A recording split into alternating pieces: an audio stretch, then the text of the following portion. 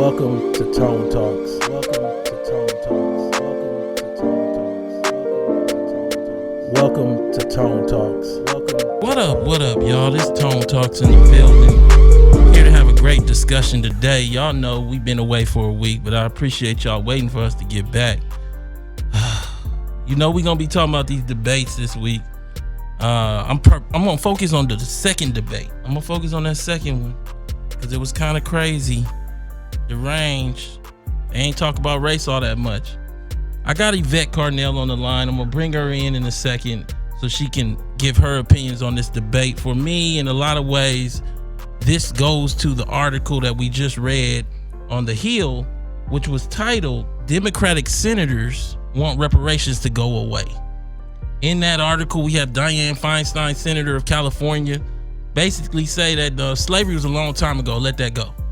I don't know how different that is than what Mitch McConnell said, but I think it ties into the debates because you have to wonder if MSNBC got the call, if NBC got the call not to include black issues because there really weren't any. It was nominal. Yvette, you want to say hello to the audience? What's going on, family? How's everybody doing? Oh man. So, you know, what's a trip is, as I'm looking at this discussion, as I'm looking at the online dialogue that's going on about race and wealth in America, I can't help but understand how people just don't want us to talk about what we going through, about how we built the country. You know, Yvette and I brought ADOS to the scene, but before that we were talking about wealth and everything else. But here we are now in the middle of a discussion and don't nobody want to get honest about what it means to be black in America. But we not gonna let them slide off. You had Kamala Harris. You know, Kamala is Jamaican and Indian. She's Jamaican and Indian. The father largely was estranged, as I understand it. And as a result, she was raised by her Brahmin Indian mother. Nothing wrong with that. Went to high school in Canada. But somehow now she's recasted herself as my mama. Let me tell you about my mama. My mother was from Mississippi and New York. Went to high school here in Los Angeles during the crack epidemic. Nearly the same age as Kamala. I think they was born a year or two apart.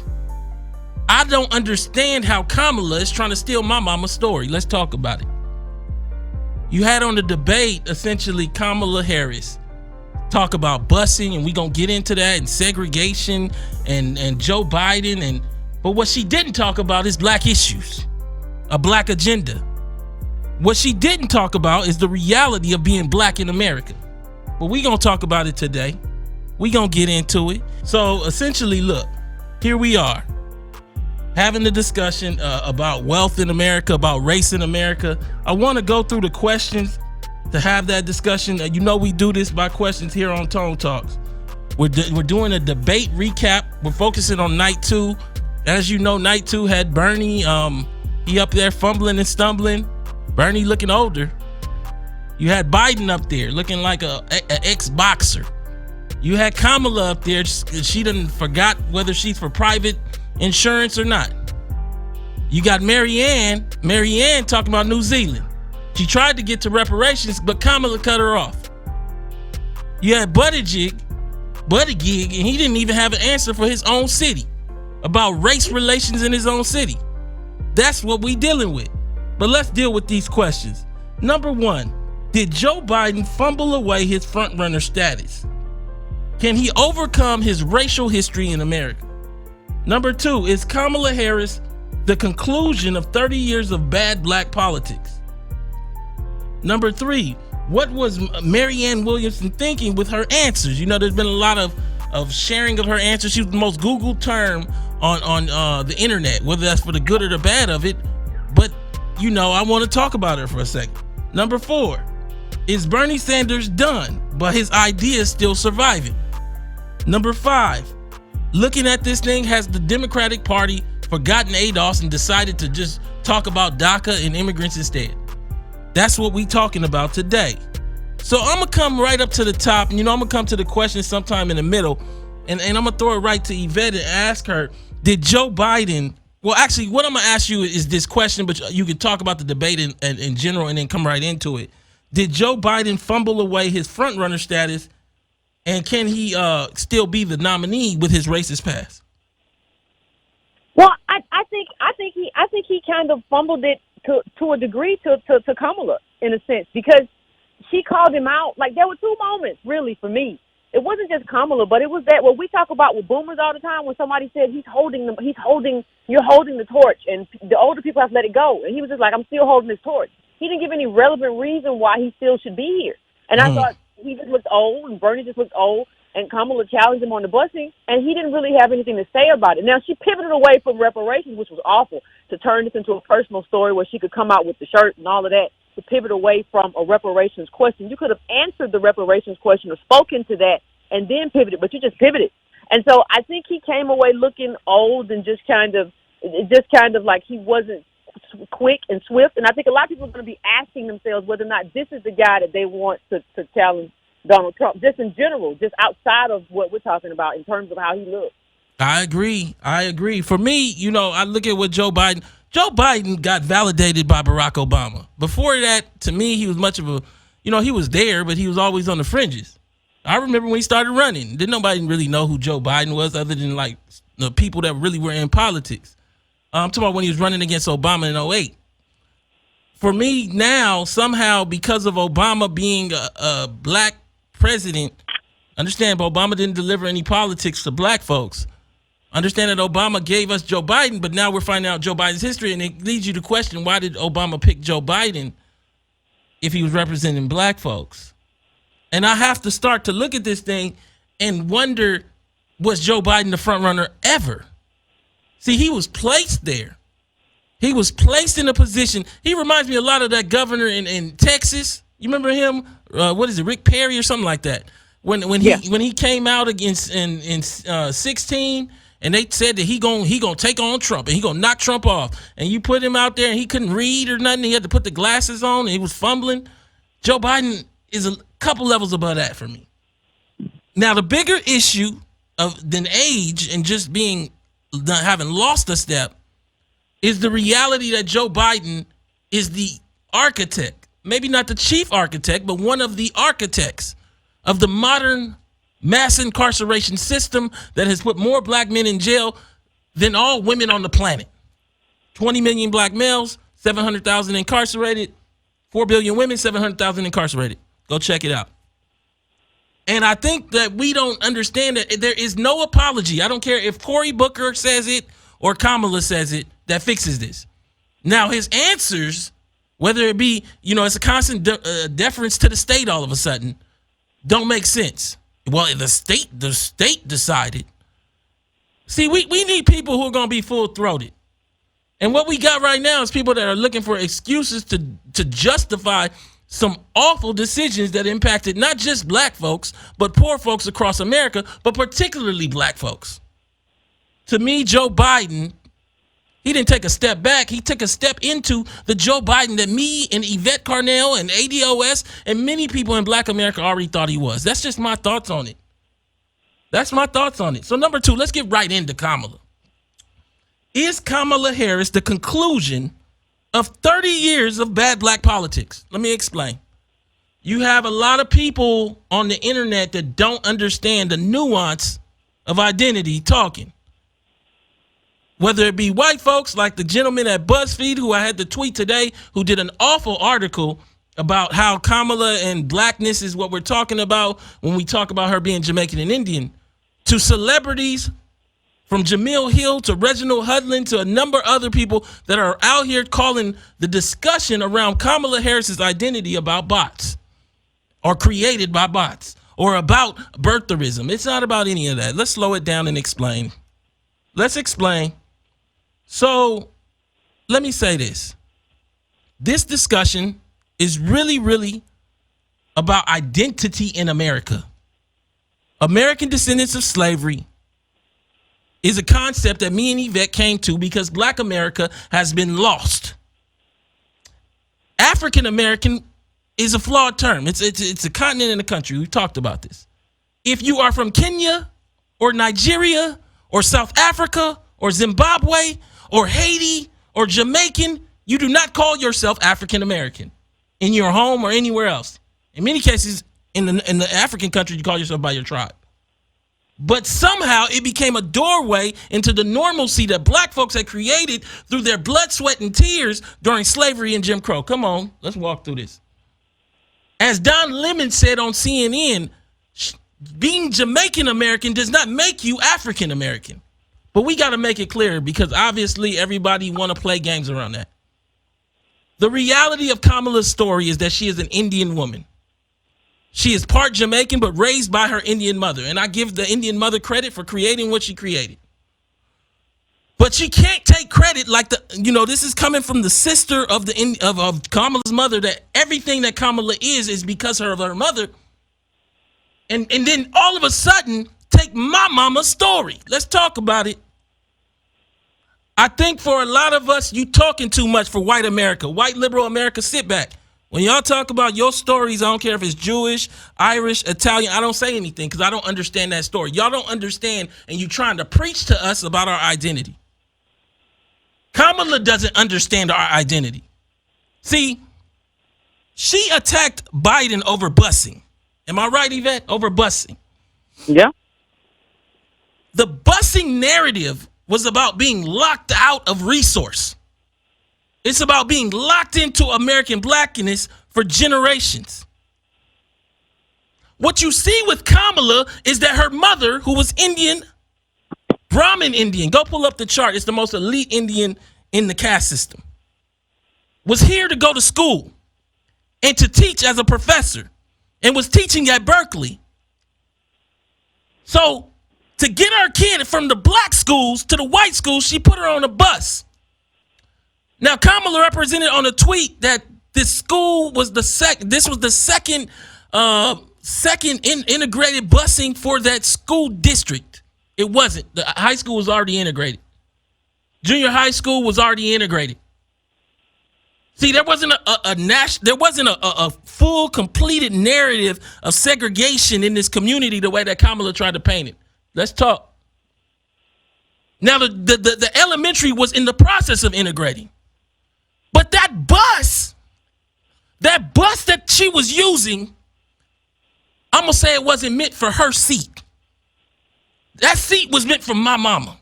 It was meant for black folks that had been locked out for generations. Now, I'm not even going to say that I have a problem with her taking that seat. But then you can't traffic on that seat as though you were locked out because you were doing summers in India. I'm not guessing. She would travel to India during her summers. She ended up doing high school in Canada. You had multiple options outside of busing. I'm going to say it like Sandy Darity said it. Sandy Darity said that you cannot judge voluntary immigrants the same way you judge descendants of American slavery. We did not choose to be here. Both Kamala's mother and her father were voluntary immigrants into a community, then had to bus to do schooling. There was a choice made to be in that community. She is trying to repaint this like she didn't have that choice. Yvette, you want to speak on Kamala? Well, one more thing too. Like your mother who brought you here, or your father, your parents, however that relationship went, they voluntarily immigrated you into a racist country, right? Instead of having been brought here, in chains and building the country, you voluntarily immigrated because of whatever benefit they got, because of the jobs they had. He professor, she's a scientist, researcher, but you immigrated into voluntarily a racist country. You could have been anywhere else. You decided to be here. We did not have that agency, that choice. You anchored yourself in here. Your parents anchored themselves in here because the benefit that was here for them. They came here and they got what they wanted. They got really good jobs and they got an elite class status. That is not the same as us who are still bottom caste, have been bottom caste, and were dragged here, chained here, brought here for a specific purpose and still live the consequence of that. Not the same thing. Well, it was the same on that debate stage. On that debate stage, she basically told us that she went through civil rights. Then they started making T-shirts the same minute. That night, they had this all painted, all planned out. See, Kamala been doing this for a long time. Y'all got to understand this woman's history. In her first election, she ran to the right of a liberal prosecutor. I'll pull up the article in the final version so you can pull it up yourself. They had a liberal white prosecutor in San Francisco. She ran to the right of him and promised to lock him up. This is who you guys talk about with sister girl magic. Understand that Kamala, let's talk. We're going to talk for a second. She gave us a whole narrative during the climate change section where she talked about being intimate with the fires in California. Well, when the prisoners, again, under her office as Attorney General, prisoners were forced to work for $1.45 an hour to fight fires and then left not able to get off of parole because they needed them to fight fires. And when we found out, she said, that was my office. I didn't know. Well, you can't not know and then turn around and say that you was there for the fires. Which one is it? Were you there or were you not there? In a lot of ways, I think Kamala represents the summation of forgetting blackness in America. And when I say that, I mean forgetting the narrative of what makes the child move, of the reality of black folks and picking cotton and multi-generational failure and being locked out, not choosing to be locked in. If you walk in the door and lock the door behind you, you ain't locked in that room because you got the key to leave. My mama didn't have no key to leave. Let's talk about it. I think for so many of us, we don't see that she's maneuvering to a point where she's costing us our own lives. This Lyft Act that she talks about where she says, I'm just going to give $500 to all families that make less than a certain amount. That'll get them through the month. How about you tell yourself to live on $500 or whatever you're saying? Because at the end of the day, what Kamala did with the reparations position that Marianne was trying to interject was selfish. It was irresponsible and selfish. They didn't ask many questions at all about black people. They didn't bring up reparations, the actual moderators.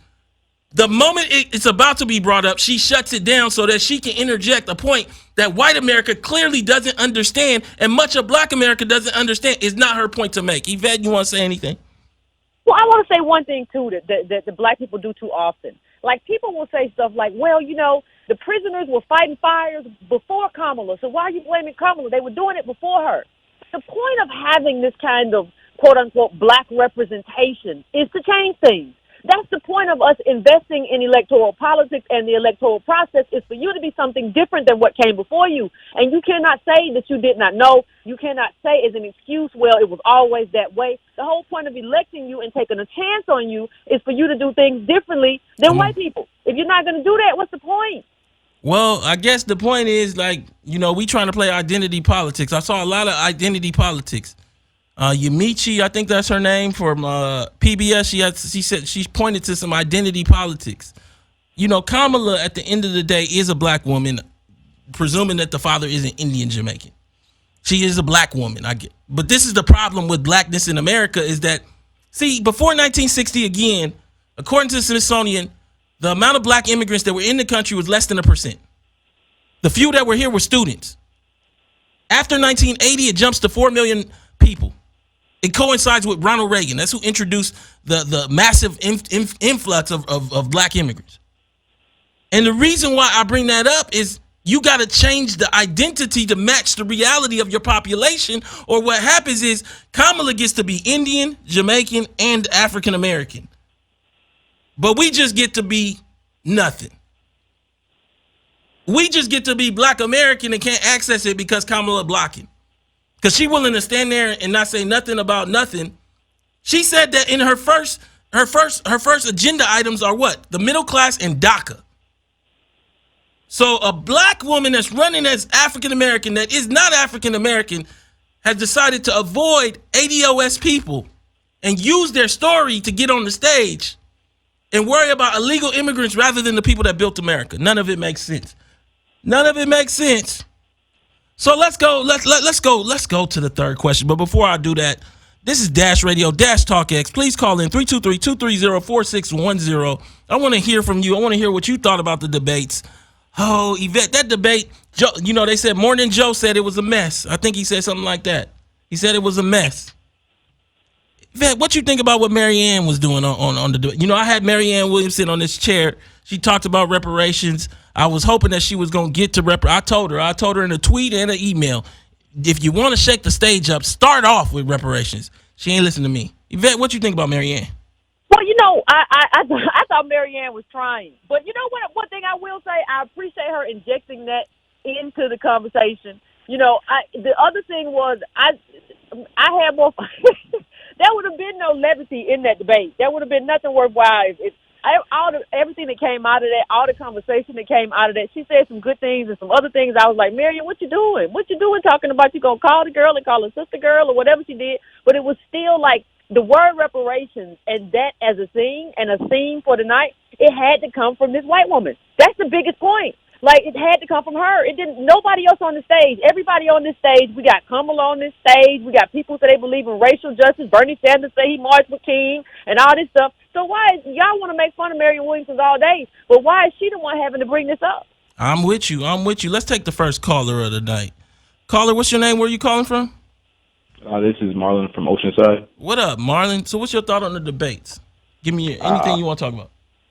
Well, as you've always said, like, the reparation things has to come from us, and then Marianne Williamson lost her shot.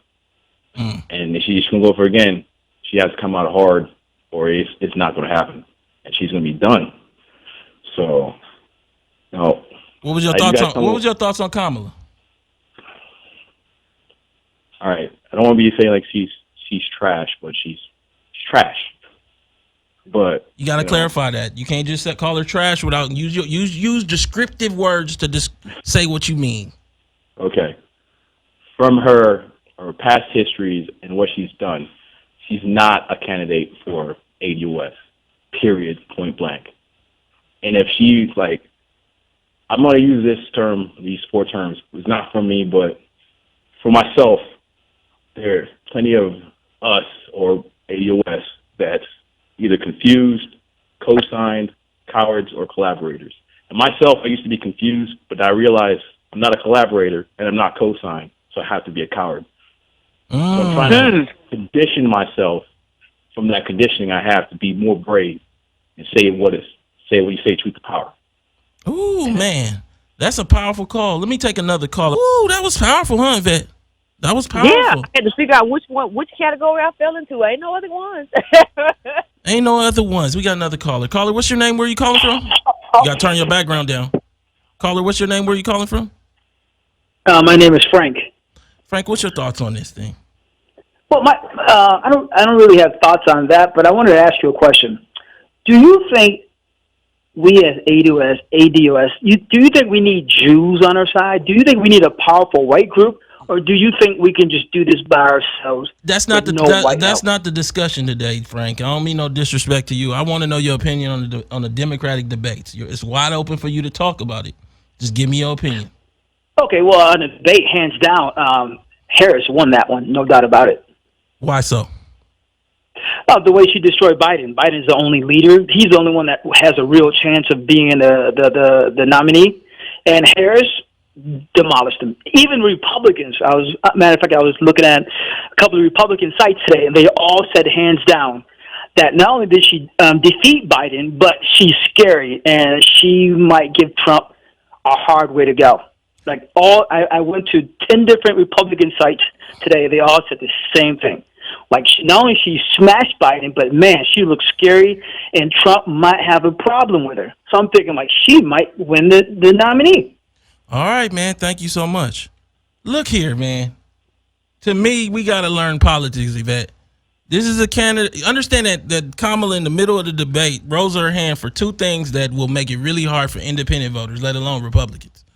One is that illegal immigrants will get medical care. I'm not talking about what my feelings are, because I believe you need to take care of black folks in America first. But number two, she rose her hand and then got confused, and then she done told CNN that the same thing that she said on the stage before. So I don't know. This is weird, like, that she don't know where she stands. That she would get rid of, like, private insurers. I don't think we understand, like, how to navigate the difference between looking good on a bad stage and being ready for the main stage. Vet, what you think? Well, you know, I take a slightly different view of it. Like, I don't have necessarily a problem per se with any candidate standing on principle. and saying I'm going to influence people and not just try to win people. So I'm not going necessarily for the middle of the road and we got to get the white people in the red states. I don't necessarily have a problem with that. The problem I have is that you're standing on the wrong side of an issue and you're not taking a principled stance. You're taking this stance right now about undocumented immigrants and healthcare, but you didn't really take that stand when you were in San Francisco in terms of immigration, right? You don't stand for anything. And so we're in kind of this position where Democrats don't stand for anything, and then Republicans stand for too many of the wrong things. So what are we picking from? Like, you're not doing this out of any kind of principled stance where you're going to influence people in this direction because you know or you believe this is right. And the second question I have is, I need somebody to tell me what a country is. Because I saw a bunch of Democrats on last night just say, basically, well, you know, everybody, you can come here and you're not going to be a target of deportation or whatever. So you're basically saying that it's open borders. And that's fine, but you got to say it full-throatedly. Don't be prickly and upset when we accuse you of that. You got to define what is a country. Does a country have borders, or are we a transient country like Lipstick said, like Purple Lipstick said on that little interview? Yeah, man. If you have any issue with the sound, use #TalkX. And again, I'm going to upload the final version. We're going to have this discussion, though. We ain't going to get caught up in buffering or anything like that. Let me take another caller. Caller, what's your name? Where are you calling from? Hey, what's up, Tone? I'm calling from Georgia. What's up, man? Let me ask you this next question, you know. Is Bernie Sanders done? You know, Bernie's ideas have survived him to me. What I saw was Bernie Sanders up there, and everybody forgot that he was there because all he can say is the same thing and just scream it out. But now everybody in the same pocket with him. Everybody got that position. Is he done, or what's your thoughts? Bernie Sanders is done. One of the most biggest topics that we're talking about right now, the topic of reparations. He don't know what that is. But he old, his hair gray, he's falling apart, but he don't know what we talking about when it comes to reparations. He know everything else. He knew what it was when it was concerning his people, but he gets amnesia when it comes to ADOS. Yeah. Anything else? What you want to talk about with the debate? Go ahead. I wanted to touch on Kamala Harris and how she thinks that ADOS is a Halloween costume, but we really live in this nightmare. All right, go ahead. We really live in this nightmare. For us, it's nightmare on Elm Street everywhere. Every street in America is Elm Street to us. And it's real life Freddy Krueger's like Kamala Harris only using our bad dreams to kill us.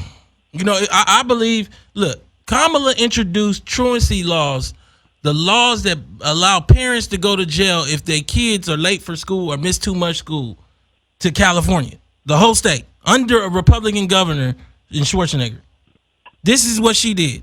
She might make it and you got to go to jail for being late for work. I'm just saying, I ain't said nothing in her policies is that way, but I don't know what she's capable of because I don't see her as coming from us. She's not of us. Now, people could bring up other people like Clarence Thomas or anyone else. But I'm saying from this particular standpoint, Kamala Harris is a problem. Not only because, you know, the Griot interviewed us a while back on an article, and Kamala basically said she don't got nothing coming for, like, black folks. I'm not doing nothing specific for black folks. What was her exact language, Yvette, if you recall? She said, no, I'm not going to do anything specifically for black, something like that. What you just said, specifically for black people. How do you say that and run and keep allowing people to call yourself? Look, if I was running for office, I was running for office and they said Antonio Moore, the first Jamaican American I'd be like, hold up, something's wrong. Y'all got me wrong. I'm not Jamaican American. It's disrespectful to Jamaicans from you to do that. How does this woman allow them to keep calling her African American and know that she's not? Do you think she knows that she's not, or what do you think, Yvette? Well, I think, see that, and that's the thing. That's the caveat people don't miss. Nobody says she's not black. Like, no, we said you're Jamaican and Indian, and we said nobody said that you can't identify as black. That's not what we're saying. We're saying in terms of lineage, it's not based on melanin. We've talked about that before. So people are still having this conversation wrong. Nobody is challenging blackness. We're saying you can't cloak yourself in the cost of coming from American chattel slaves. You can't do that. That's what we say, and that's what we've always said, because you didn't have to live that cost with those two elite parents. That's the case. I mean, Kamala got a lot of things going on. I still question the whole Willie Brown thing. I come all the way forward to the truancy laws and the whole career, because it's not, in and of itself, she could have been a liberal prosecutor. I don't, but it's like it's almost like what's happening, Yvette, is being a black female allows her not to do black politics, because as a black female, that's enough for black people. Am I wrong? Well, yeah, I think it's enough, because every people are nothing. Well, we saw a black man president. Let's get a black woman, and it's just like, hold on, we haven't assessed the fact that we didn't get anything from that black man. Like, we haven't really dealt with that. Are you just going to do the same thing over again? We didn't get any. We played this before. We played this game before, and it was a losing game. We had a losing hand. Are we going to play the same hand again the same way? This is the craziness of the moment. I think for a lot of people, they don't get it. Caller, anything else you want to say about the debates? What you think about Biden? Give us your take on it. Yes, Joe Biden. He's just a distraction. He's in this race thinking that we're the same people we were in 2008 and even before that, leading up to the detriment that is Barack Obama to the ADOS community. He thought he was just going to get on in and just be cloaked in Barack Obama, and that he was just going to get the same fame and get the same notoriety. But no, he has it's a rude awakening. Now he's just being a distraction, and people talking about Marianne Williamson and how she was on the debate floor. I say, to me, I look at that was a setup. She was put on the end. They wasn't trying to ask her the questions, because dealing with us, she's considered radical, because she's talking about us and she's talking about reparations. And it's not no surprise that as soon as she wanted to bring that up, that they didn't want to talk about it. It's not a surprise that they didn't ask no questions about reparations, because they want to move that to the side. But we here now, like this is never going away, and it's only gonna get amplified. Oh man, caller, thank you so much for calling. I want to give other people a chance to speak. Caller, what's your name? Where are you calling from? Hello, caller. What's your name? Where are you calling from? Yeah, man. I think that what's happening right now is that Black America is awakening, and I think they're being shown a reality. Let's come all the way back to the top. Yvette, I ain't got your opinion on this. Democrat senators wish that reparations would go away. What you think about that article from The Hill and what Feinstein said? Well, that's the only thing that they agree on. Like, they don't want to say it. The thing is, because they need our vote, they can't come out and say that they agree with Republicans. They can't come out and say that, like, we have decided, and American leaders, the people in power, we have decided that we're not going to give y'all nothing. We just can't say it. And so, like, we really believe that they want the best for us. Like, people are running around, they just want to, it's just hard. No. You are agreeing with them. And so we have to push you into a space that you have no choice but to deal with us. But, like, of course, these people they eat together. Like, when you go in the Senate dining room, like, I've been there. There's no like ill will. Like, all that fight stuff, they they fight for different interests, but these people aren't, like, seriously disliking each other. They fight for power. So it doesn't surprise me. It just surprises me that, like, we're getting a window into a little bit more honesty. But it doesn't surprise me that these people agree on the same thing, that how they're going to split the pie is how the pie is always going to be split, and it's going to always exclude us. That's what they think, and we have to change that. Ooh, that's a powerful point that you just made, Vet. I'm over here trying to help out with this sound. I think the Mevo, because I was using it out in Birmingham, got switched up a bit. Look, one of the things that I think we got to start getting honest about is the reality of Black life in America, and the reality that people have decided that we gonna be the undercast. I mean, they've been decided it, but they're gonna get rid of this whole you gonna be a middle class kind of people. Yvette did a great show about what that looks like, and you can Google that show. But I think what it looks like is you just drive Uber permanently until Uber deactivates you. What it looks like is that the garbage man comes when he can. Yvette had a great little message from somebody who recently had cars being broken in on their street, Black person. The police don't come no more. What they said is what they say, Yvette. On that. You gotta call in. It was in the comment section on the YouTube of the last video I did of the show I did. not the quick hit. But they said you gotta call in and we'll take a report over the phone. We ain't coming out. Ain't nobody coming out doing no finger, nothing. Just call us, whatever. And no patrols. We're not patrolling your neighborhood. Like, we're not doing that either. So just you and the killers or whoever, you deal with it. Oh man. Arbor, Steve, Rose. This is the reality of black life. Again, Dash Radio, Dash Talk X, 323-230-4610. It's Friday night. We done did, ADOS, Black Intellectuals. We done did 3 nights of debates a year and a half before the election. What's the rest of black folks doing? I don't think everybody understands that it's real. It's real out here in America. And I start to look at this thing and I start to ask the question, what we gonna do next? Let me take this caller. Caller, what's your name? Where are you calling from? This is Al from Washington. What up, Al? Give me your take on everything. What was the last question? Because I was on my phone. I switched off the call. It was just the whole debate. Anything you want to say about it? Oh, the whole debate. Okay. So, the debate showed that HR 40 was definitely cover for Democrats, right? So they can come on. If it really got to it, they was going to say, we was working on it. We just had the committee here for HR 40. Another thing, Kamala Harris and this legacy thing. Like, last week, AOC got a lot of trouble with the Jewish community for even mentioning that the detention centers were concentration camps, right? Mm-hmm. They are protecting their legacy. We have to protect our legacy when it comes to Kamala Harris or anybody else who want to play these identity politics. Mm-hmm. My grandfather had to drop out of school when he was 12, right, and start working, right? My daddy in and out of jail my whole life. He in there right now, right?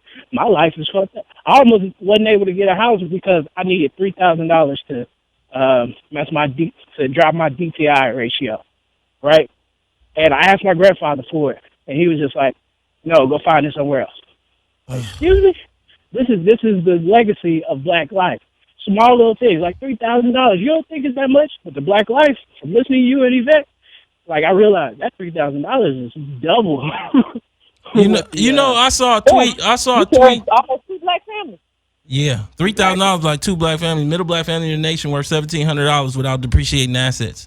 Take out the car and the clothes. I saw a tweet where a woman, a young girl, and I sent it to you, Yvette.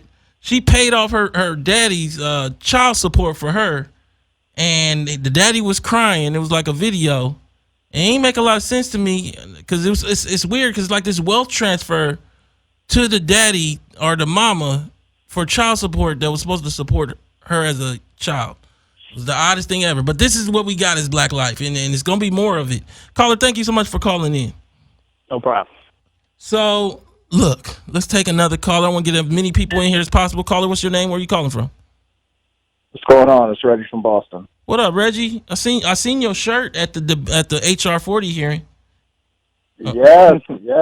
Thank you, Yvette. No problem. Thank you. Yvette got that packaging. Right. Yvette got that nice. Did your package have a sticker with a heart on it?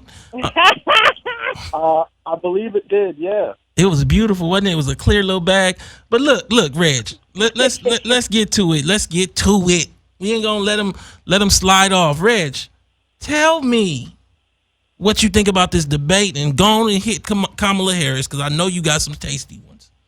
Yeah, listen, Joe Biden missed such an opportunity. I said it a few shows back, I think on the Breaking Brown show, that Joe's path forward was penance, and people thought I was crazy, but had he done that, had he come back to the crime bill and said, look, I messed up, here's my path forward, for Black America, for criminal justice reform, that would have taken all of the wind out of Kamala's sails. Talking about, oh, poor me, I'm bust, back and forth, and no T-shirts. She would have had nothing.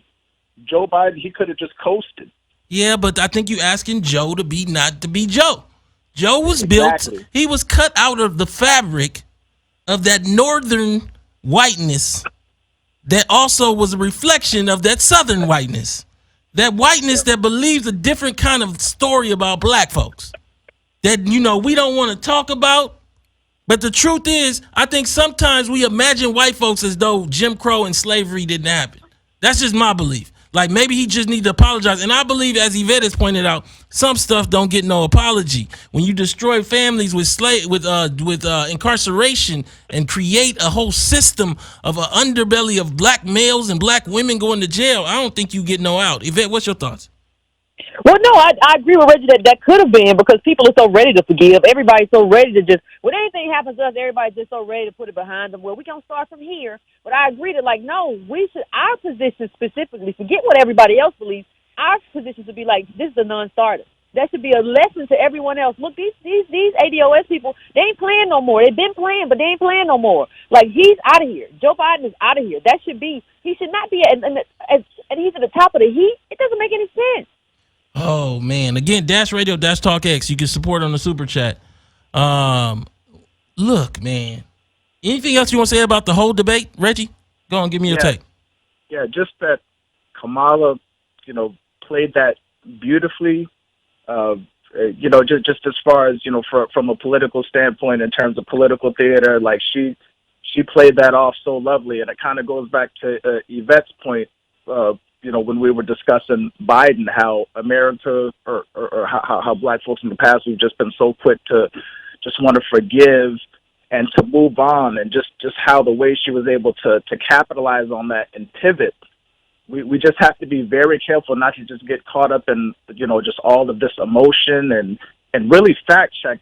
Shout out to y'all and to the rest of the ADOS fans to be like asking the question, like, look, was she really bust? Two parents in graduate school, elites, in a part of town that already had integrated schools at that point. So shout out to y'all for putting her feet to the fire, because people again on the tweet, she said that it was the second integration or something of this. Let me actually pull the tweet up, because I want to make sure that I get the facts right, Vet. We get the facts right on Tone Talks and Break It Brown. Oh, I tweeted it earlier. You can go to my Twitter, and what she actually said. Let me pull it up. This is Kamala's voice. 2 decades after Brown versus Board, I was only the second class, this is Kamala's Twitter, to integrate at Berkeley Public Schools. Without that decision, I would not have become a lawyer. I don't understand what she's saying. Look, she's painting herself as though she got my story when my mama was a single mama, 16, no college education. Your mom was a professional and you went to Canada. You didn't become a lawyer because they integrated the schools. You became a lawyer because your mama's Brahma Indian and your daddy's an elite Jamaican, and she moved you to Canada. And she was a professor. That's why you became a lawyer. Now, on top of it, this wasn't the second class to integrate for that public school district. The high school was already integrated. Understand the difference if you're in a district that is segregated, where people are screaming negative racial slurs at you, versus being somewhere where just the elementary is not integrated, but the high school and the junior high are already integrated. She was in a liberal environment.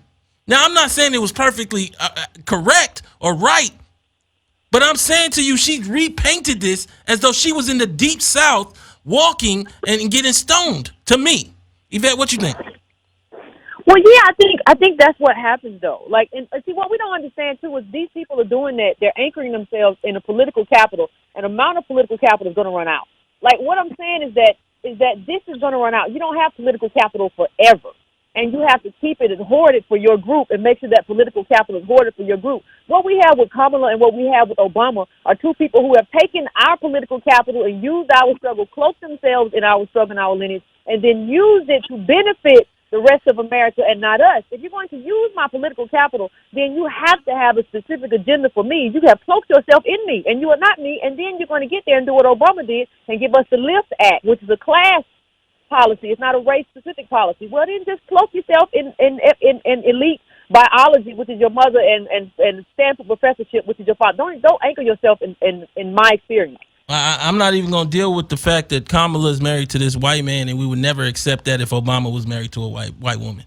That's just my feelings. I'm just saying. So you got a lady who's raised by a Brahmin Indian and then basically has a white husband, and everybody's okay with this very interesting and eclectic mix, and she's a career prosecutor, hard-nosed. and has no policy for black folks and has said that she's going to basically make DACA her first issue. In what world is that a black candidate for ADOS? I'm just saying to you. Reg, any last thing you want to say to the audience?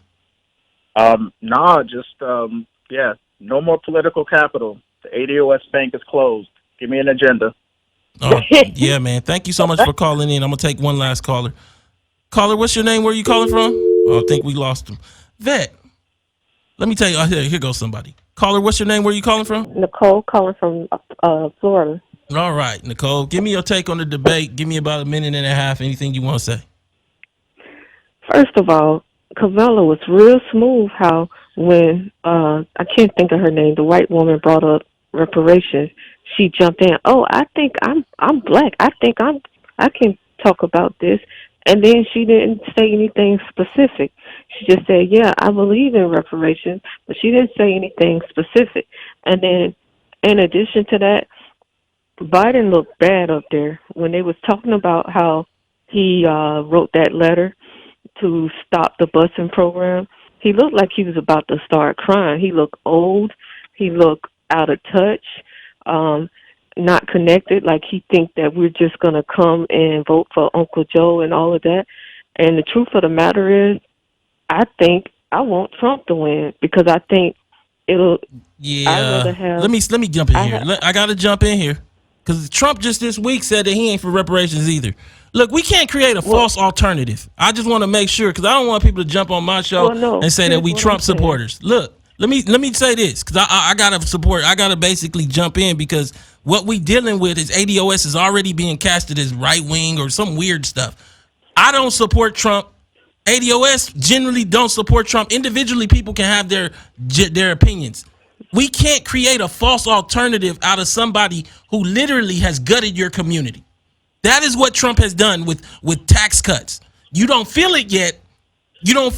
But your programs will be cut. He has said that he's not for reparations. I'm going to let you finish on Trump, but I just wanted to jump in there. I apologize, sweetheart, but go ahead. Well, my only point, I'm not saying I agree with his policies, but what I'm saying is he's not pretending. I like my racists up front. If you don't mess with me, you don't mess with me, and I like to know it. But what Democrats do is they play a game, and it's like they think we stupid. Like, for example, you say that she claims that she was integrated in a school that wasn't even segregated. Well, that's the games that the Democrats play. They say stuff because we don't know the facts, and we just listen to it as if it is facts because she on TV saying it, so she can't be lying about it. And it's crazy because most of us will just fall for it and listen to it and go with it. And so that's my beef with it, and that's why I say I'd rather the other person because at least I know what I'm getting with him. You know, with these folks, they go, they show up on the Breakfast Club, they come to church, and then they expect us to vote for them, and then offer us nothing. And it's disrespectful, and it's almost as if we're just stupid. They just think we're going to vote for them anyway, because basically that's what we're going to do. Because most of us are going to say, hey, well, we can't let the other guy get in, so we got to vote this way. All right. I got to jump in here because I'm coming to the end of the show. I appreciate your opinion. Okay. So, man, we got all these good callers. Let me say this. Being an upfront racist don't mean you get my vote. Like, I think that, you know, that's an interesting viewpoint. That's not one I hold. But I can't say you get my vote by being more overt with how much you dislike me or you hate me, whatever it is. What I am saying today is that what happened yesterday is a beacon, a flashpoint of how Democrats and what Democrats think about black issues. I think out of 4 hours, we were 3.5 minutes on the second night of all the discussions. DACA and immigration was 40 minutes of the second night. Now, it probably was in the first night as well. I didn't watch as much of that. And I feel like what we got to start getting honest about is if the Democrats are going to choose immigration and DACA over the ADOS people that built America, what are we going to do about it? Well, we got 1.5 years to start pressuring them. We see ADOS people reaching out, going to town halls, making their voices known, talking to candidates, Shout out to the young man that be on Twitter. He got Tulsi Gabbard. He got Pete Buttigieg. He got everybody basically running from reparations. Now, one other thing that we can do is between now and July, let me say that again, but now and the end of July, we need to pressure CNN so that they are forced to ask multiple questions, one included it being about reparations, but we want to hear about a black agenda, mass incarceration, because it was missed in this debate. CNN holds the next debate. Let's make sure that our voices are known. Yvette, what's your take? No, I agree. I think we have to do that, and I think we have to keep pressing forward and keep making it plain to people. That what we're about and what we're not about. And make it simple, make it plain. You don't have to get into some convoluted. Just be clear. This is not a Republican. It's not some kind of xenophobic nonsense. These are not bots. We've been through all of this. Stop remixing this and just be clear about who we are, and don't let people trigger you into saying something that's going to get you in trouble. Yeah, man. Yeah, man. So, man, what I wanted to do is just recap the debates. This is the first of many. Marianne was the most Googled search yesterday, and we had her in here as ADOS. We ain't bots. We real black politics, and we here to stay. We gonna make sure that Black America understands that for too long, ADOS people, descendants of American slavery, have been forgotten. We haven't talked about reparations this way since the Reconstruction era, according to Sandy Darity. That's the words out of his mouth. We gonna keep pushing. Yvette, any last thing you want to say to the audience? No, I wanted to say, somebody said, well, what's the plan if they don't? We're not there yet. Like, we're going to get there. We'll have to get there. We got to cross a lot of bridges, but we'll get there. Like, that's not where we are now, because we want to have a positive solution, a positive conclusion to this. That's what we want. And so we want a black agenda. We don't want any more neglect, and that's what we're pushing for. And, like, we have to cross bridges when we get to them. Don't get ahead of yourself. All right, man. This is Tone Talks. You can catch me Friday, 7 p.m. Pacific Standard Time, Dash Radio, Dash Talk X. Please support this channel. Use the super chat. I'm going to repost this with images. We out.